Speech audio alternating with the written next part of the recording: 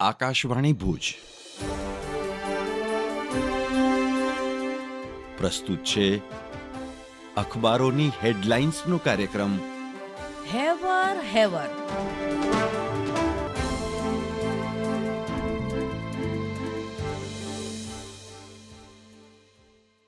નમસ્કાર, હું જયેશ રાવલ. કચ્છ મિત્રના પહેલા પાનાની હેડલાઇન છે: પૂર અને ભૂસ્ખલનથી નેપાળ બેહાલ, 125 મોત. ભારે વરસાદથી તારાજી, અનેક હજુ લાપતા, 45 ઘાયલ. બિહાર પણ પૂર પ્રકોપથી કણસે છે, 13 જિલ્લા પૂરગ્રસ્ત.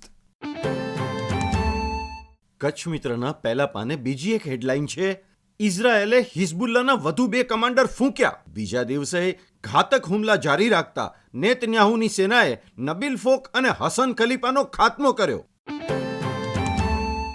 કચ્છ મિત્રના છેલ્લા પાને 8 કોલમની હેડલાઇન છે: કચ્છના નવરાત્રી મહોત્સવ પાછળ 100 કરોડનો કારોબાર. ગિરીશ જોશી લખે છે, હવે માતાજીની આરાધનાની સાથે જાક જમાળ વધી જતા વ્યાવસાયિકથી માંડી બિનધંધાદારી ગરબીઓમાં લાખો કરોડોનો ખર્ચ. અબડાસામાં તો ગામડાની ગરબીમાં 3 થી 30 લાખના બજેટ.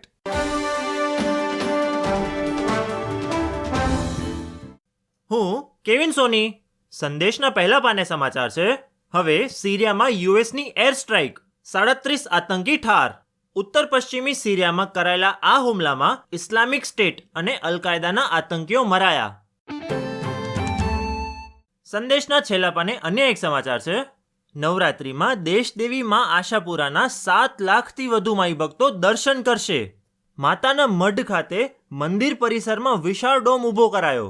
પદયાત્રિકો માટે 24 કલાક રસોડું ધમધમ્યું. 10મા શ્રાદ્ધથી જ પદયાત્રીઓ મંદિર સુધી પહોંચી આવતા મંદિર ટ્રસ્ટને તૈયારી માટે વધુ સમય ન મળ્યો. સંદેશના અંદરના પાને કચ્છ પેજ પર સમાચાર છે: કુકમા ગામે લાંચ કેસમાં સંડોવાયેલો ગ્રામ પંચાયતનો સભ્ય પકડી પડાયો.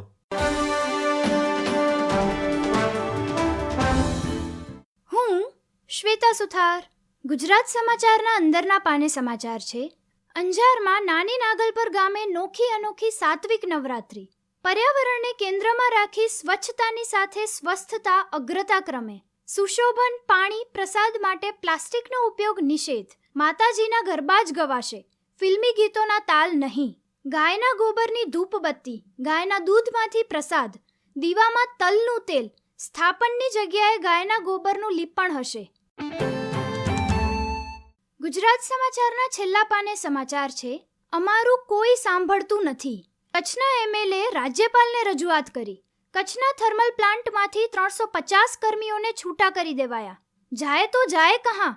મુખ્યમંત્રી તો ઠીક, મંત્રી પણ સાંભળતા નથી. ના છૂટકે પ્રદ્યુમનસિંહ જાડેજાએ રાજ્યપાલને ફરિયાદ કરી.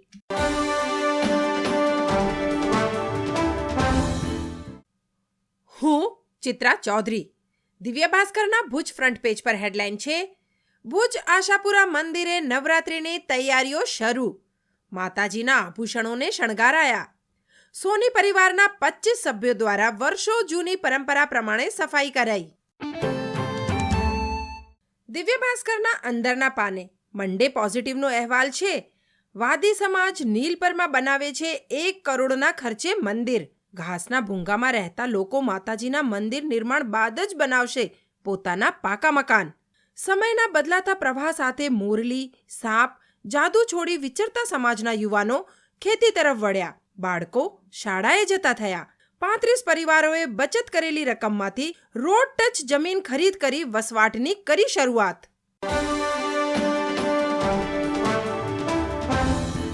હું નીરજ મચ્છર. નવરાત્રિને લઈને માં આશાપુરાના દર્શન માટે પદયાત્રીઓનો પ્રવાહ શરૂ. ગઈકાલના સંદેશના છેલ્લા પાના પર સમાચાર છપાયા. માં આદ્યાશક્તિની આરાધનાના પર્વ નવરાત્રિને હવે ગણતરીના દિવસો જ બાકી રહ્યા છે. 2 ઓગસ્ટના ઘટ સ્થાપન અને 3 ઓગસ્ટથી નવરાત્રિ મહોત્સવનો પ્રારંભ થશે. નવરાત્રિને લઈને માતાના મઢમાં બિરાજમાન માં આશાપુરાના દર્શન માટે પદયાત્રીઓનો પ્રવાહ શરૂ થઈ ગયો છે. સમગ્ર રાજ્ય અને રાજ્ય બહારથી પણ પદયાત્રીનો પ્રવાહ ધીરે ધીરે માતાના મઢ તરફ આગળ વધી રહ્યો છે. ખાસ કરીને ટ્રાફિક વ્યવસ્થાથી લઈને અકસ્માત સહિતની ઘટના ન બને તે માટે રસ્તાઓને પણ વન વે જાહેર કરી દેવામાં આવ્યા છે.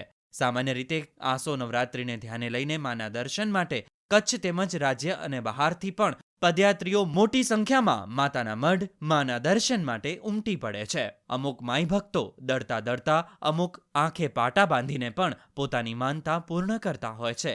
તો મુંબઈ સહિતના વિસ્તારમાંથી સાયકલ દ્વારા પણ માતાના મઢ પહોંચશે અને માના ચરણોમાં શીશ ઝુકાવીને માના આશીર્વાદ લેવાનું ચૂકશે નહીં.